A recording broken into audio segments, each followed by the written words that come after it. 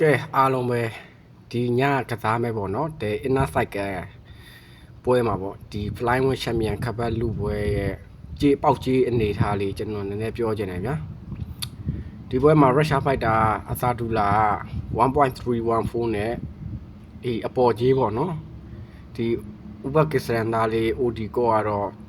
3.205 နဲ့အောက်ကြေးပေါက်နေပေါ့နော်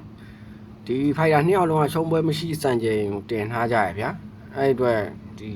ဘူကီကတော့ကြေးဘလို့ပေးထားလဲတော့မသိဘူးအမှန်တကယ်ဆိုတော့ဒီလောက်กว่าမกว่าသိဘူးပေါ့နော်ဒီကြေးကအခုကအများကြီးกว่าနဲ့ဗျာအများကြီးกว่าတဲ့အချိန်တော့အဲ့တော့ဒီရုရှားဖိုက်တာကိုအနိုင်ရမယ်ဆိုပြီးသူတို့ကကြေးပေးထားပါနော်ဒီ OT ကောကလည်းဒီခေတော့မခေဘူးဗျကျွန်တော်ကြည့်ရတဲ့လောက်ဆိုရင်သူ့ပွဲရသူကဒါပေမဲ့အလဲထိုးပါဝါမရှိရလားဘာလဲတော့ကျွန်တော်မသိဘူးဗျာအလဲထိုးတဲ့ပွဲနဲလို့သူ့အောက်ကြီးပေးထားထင်တယ်ဗျာဒီရုရှားဖိုက်တာအီမာကာဇာလီယက်ကတော့အလဲထိုးပွဲများရဗျာတပွဲပဲလားမသိဘူးသူအမှတ်ဆုံးဖြတ်ထီရောက်တယ်ဒါပေမဲ့အဲ့တပွဲတော့မှတော့နှစ်ကြိမ်လားမသိဘူးသူကြားခဲ့ဗျာအဲ့ဒီဟာကိုကြည့်ပြီးတော့သူတို့ကတော့ကြေးပေးထားထင်တယ်ဗျာ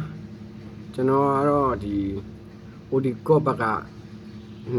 နေကျင်တယ်ပေါ့နော်နည်းနည်းပါဘာဖြစ်လို့လဲဆိုတော့ဒီဖိုက်တာဂိမ်းပလန်ကောင်းကောင်းသိရပေါ့နော်ဘယ်လိုဆုံးဖြတ်ရမလဲဆိုတော့သူသိရဗျာအဲ့အတွက်သူချောင်ဆော့သွားမယ်လို့တော့ကျွန်တော်ထင်တယ်ပေါ့နော်အရင်ပွဲမှာလည်း OD ကောအဲ့လိုပဲချောင်ပြီးကစားသွားပြီးတော့အမှတ်နဲ့ပဲအနိုင်ရတာပေါ့နော်အဲ့ဒါကြောင့်မို့ကျွန်တော်တို့ဒီပွဲ OD ကော့ဘက်ကနေကျင်တယ်ဗျာပြီးတော့အောက်ကြီးပေါက်နေတဲ့အတွက်အနိုင်ရရင်လည်းစားပွဲနဲ့ပေါ့နော်တစားပွဲတော့အနိုင်ရမယ်ထင်တယ်ဗျာအများကြီးတော့မလောင်းသေးကြဘူးပေါ့နော်လောင်းကျင်တဲ့လူတွေလည်းနည်းပါးတော့ပဲကစားကြပေါ့ဘဝပြတ်တဲ့ထိတော့မလောင်းသေးကြဘူးဘာဖြစ်လို့လဲဆိုတော့ဒီခန်းသက်ရှိမာရဲ့နဲ့ရှောင်းစရစ်လန်တို့ရဲ့ပွဲမှာတော့ခန်းသက်ဘက်ကဒီလောင်းကြီးထက်တယ်ပေါ့နော်လူ၃ကကို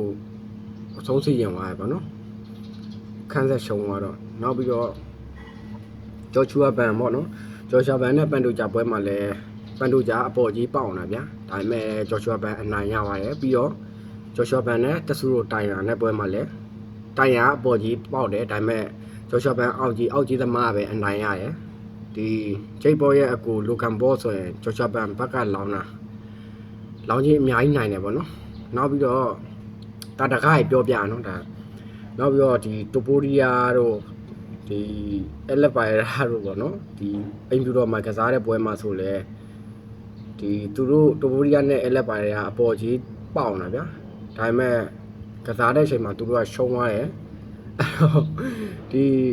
တိုပိုရီယာနဲ့ဂျက်စတင်ကေဂျီပွဲမှာ KG ဘက်ကလောင်းတဲ့အာမန်တော်မှာဒေါ်လာဘယ်လောက်လဲမသိဘူး4 သန်းလားမသိဘူးအနိုင်ရသွားရဗျာအဲအကြောင်းမို့ဘရာသာတို့လည်းဒီဘူကီရေးကြေးဖွင့်နိုင်အပေါ်ကြေးကမလိုက်နဲ့ပေါ့နော်ပွဲတွေကိုနည်းနည်းပါပြန်လှန်ကြည့်ပြီးတော့